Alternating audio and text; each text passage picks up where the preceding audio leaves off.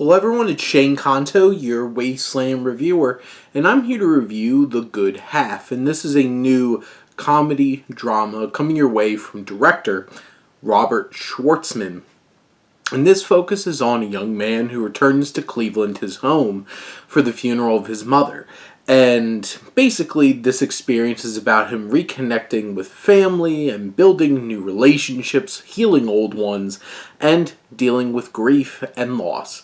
And I think this film does an earnest job at making this young man's experience feel full of emotion and meaning.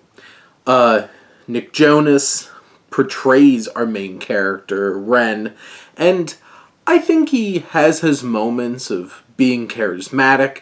There's some moments I feel like maybe when it gets a little heavier, it doesn't quite hit in his performance, but I think he does a fine job leading this film.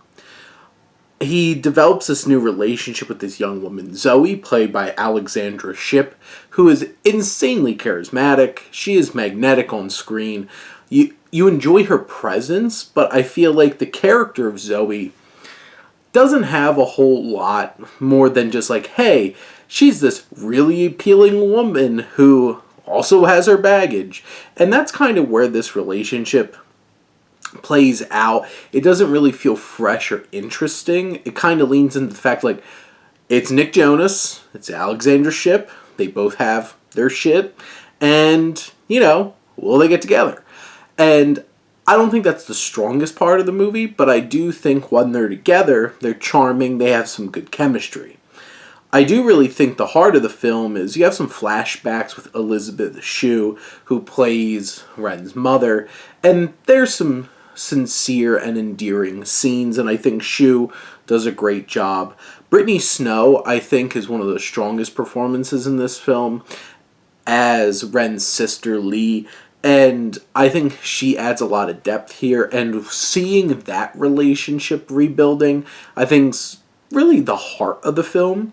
You even have Matt Walsh, who's always so much fun when he pops up and stuff. This film gets a little unserious about things, and I think it kind of undercuts the weight of the grieving process and the heavier themes of the film, but there's still those charming, fun moments, and I think Matt Walsh, who's their father, has some fun moments, and David Arquette, who plays their stepfather, is just class A, being asshole stepfather, and really fits that role well in the context of this film. I think the film navigates its heavier themes sincerely, earnestly. I don't know if it does it in a fresh kind of way or with much depth, but it hits. It has its emotional moments, and I think this overall charismatic cast is what kind of elevates this material a bit to make this certainly a worthwhile experience. But those are my thoughts on The Good Half. Let me know what you think, and let's talk some movies. But thank you as always for tuning in and supporting your Wasteland reviewer.